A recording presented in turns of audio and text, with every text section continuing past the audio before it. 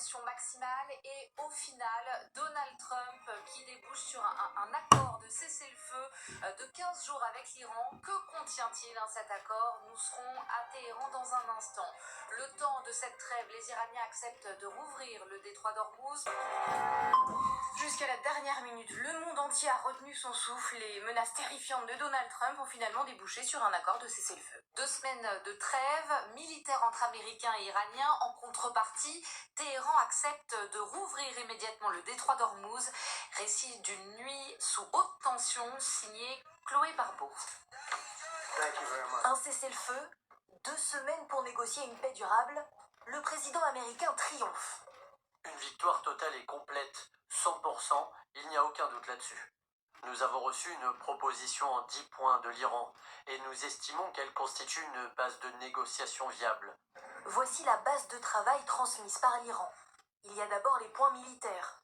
Le principe de non-agression, le retrait des forces américaines dans la région et la cessation des combats sur tous les fronts, y compris celui du Sud-Liban où Israël combat le Hezbollah. Il y a ensuite les points économiques, la poursuite du contrôle iranien du détroit d'Ormuz, la levée de toutes les sanctions et le versement de compensations.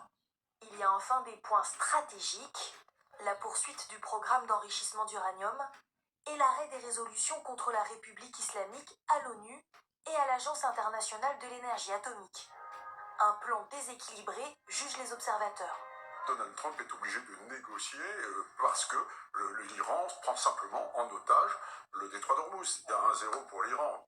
Les pourparlers se dérouleront au Pakistan à partir de vendredi. Israël, de son côté, précise que ce cessez-le-feu n'inclut pas le Liban, avec en tout cas des scènes de joie qui ont été constatées à Téhéran aujourd'hui. On rappelle qu'il y a quand même 20% de la population qui reste dévouée au régime, et vous allez voir peut-être ces images donc de fidèles du régime des Mollahs qui brûlent également des drapeaux de l'État hébreu. Siavash Ghazi, vous êtes correspondant France 24 RFI à Téhéran. Les États-Unis et l'Iran revendiquent chacun la victoire. En Iran, c'est un cri de victoire. Le pouvoir iranien estime qu'il a réussi à imposer ses conditions pour ce cessez-le-feu, mais aussi l'accord final qui doit être discuté à partir de vendredi. Téhéran affirme qu'il poursuivra son programme d'enrichissement d'uranium, continuera à contrôler le détroit d'Ormuz, percevra des taxes sur chaque navire qui traversera ce détroit, donc aura des garanties qu'il n'y aura pas de nouveau des frappes d'une guerre lancée par les États-Unis ou Israël contre l'Iran, et enfin la levée de toutes les sanctions américaines et internationales contre le pays. Donc c'est un cri de victoire qu'on entend ici à Téhéran, notamment dans les médias officiels iraniens et aussi du côté du pouvoir dans le communiqué officiel qui a été publié. Merci beaucoup Siavash Ghazi depuis Téhéran. Nouveau journal, tout de suite notre question du jour. Trump et l'Iran, qui a gagné? Coup de théâtre au Moyen-Orient cette nuit, revirement du président américain qui, après avoir menacé hier de décimer la population iranienne, annonce finalement à minuit 32 très précisément un cessez-le-feu de 15 jours avec l'Iran. 39 minutes plus tard, réponse de Téhéran qui déclare dans la foulée la réouverture du détroit d'Ormuz pendant 2 semaines. Premières images qui nous parviennent, vous allez les voir, ce sont ces scènes de joie à Téhéran juste après l'annonce de la trêve, avec, regardez, une population soutenant le régime de toute évidence, qui brûle les drapeaux américains et israéliens et brandit, vous voyez sur la droite de l'image, des photos de l'ayatollah Mojtaba Khamenei. On sera dans un instant avec nos équipes sur le terrain, Gwendoline de Bono notamment qui est en direct d'Israël. Mais partons d'abord à Washington pour vous retrouver. Justine Jankowski, vous avez suivi minute par minute ce qui s'est passé du côté de la Maison-Blanche. Comment est-ce que vous expliquez ce revirement inattendu du président américain?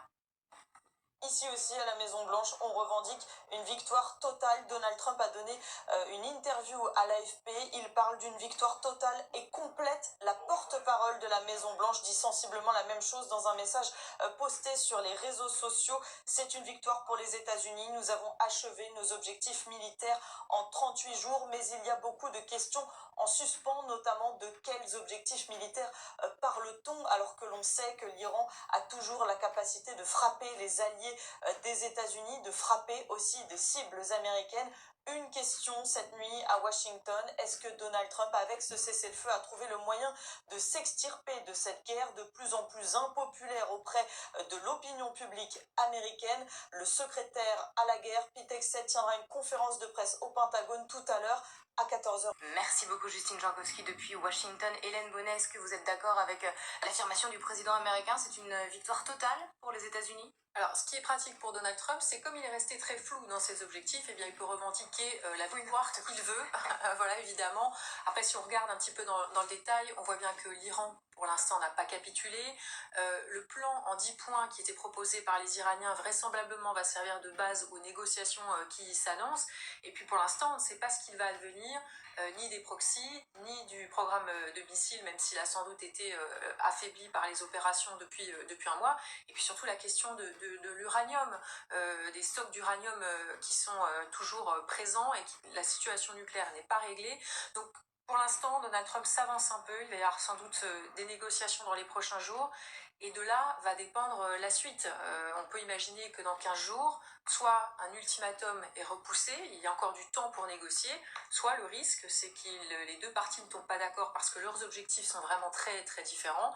Et dans ce cas-là, on risque de voir ressurgir des hostilités. Mais pour Donald Trump, en tout cas, les objectifs sont en effet atteints, voire dépassés. Donald Trump qui affirme également, nous avons reçu une proposition de 10 points de l'Iran. Nous pensons qu'il s'agit d'une base viable pour négocier. Alors penchons-nous sur ce fameux plan de paix en 10 points et on fait d'abord un détour par Téhéran pour retrouver le correspondant France 24 RFI sur place, Siavash Ghazi. Est-ce que l'Iran accepte aujourd'hui la main du président américain car elle se trouve en position de faiblesse ou bien la République islamique estime l'avoir emporté? En Iran, c'est un cri de victoire. Le pouvoir iranien estime qu'il a réussi à imposer ses conditions pour ce cessez-le-feu, mais aussi l'accord final qui doit être discuté à partir de vendredi. Téhéran affirme qu'il poursuivra son programme d'enrichissement d'uranium, continuera à contrôler le détroit d'Ormuz, percevra des taxes sur chaque navire qui traversera ce détroit, donc aura des garanties qu'il n'y aura pas de nouveau des frappes d'une guerre lancée par les États-Unis ou Israël contre l'Iran, et enfin la levée de toutes les sanctions américaines et internationales contre le pays.